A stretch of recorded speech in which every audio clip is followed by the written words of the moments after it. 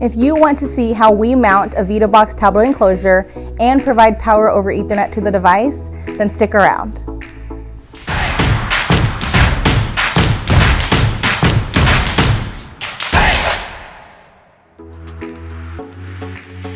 In this video, we're going to show you how to install a Vidabox tablet enclosure for your Samsung Tab A and how to provide power and data via PoE. First, let's list out the parts you'll need. Once you've decided on a tablet and chosen the right mount, there's also some tools that you need to get the job done. We used the GAT USB-C PD to provide power and wired data. Always make sure to remember your tablet. Vidabox enclosure kits come with drywall anchors and screws, so you're all set. What you'll need for this install is a bubble level, but you can also use an app on your phone, a pencil for marking, a drill with bits and a 5/8 inch hole bit, and a screwdriver. We made this demo assuming the home run cable is already in place. So let's go ahead and get started.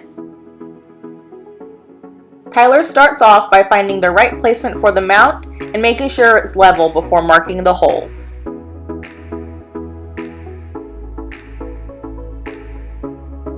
Now he's using the 5/8 inch drill bit to make the opening for the USB-C cable.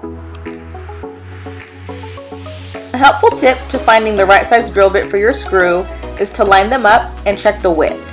They should be about the same size. Since Tyler found the right size, he's going to drill the wall where he marked the holes for the mount. Another thing to note is that he's drilling into 3/4 inch MDF and not sheetrock. This USB-C cable is a prototype that we're working on, and it fits perfectly in this install. Its length makes it a great option if your PoE adapter is behind the wall, just like the one in this video. Once you have your cable in place, you can move forward with installing the tablet mount. Here you see Tyler securing all 4 corners of the enclosure. And for good measure, he's leveling it one last time before he fully tightens the screws.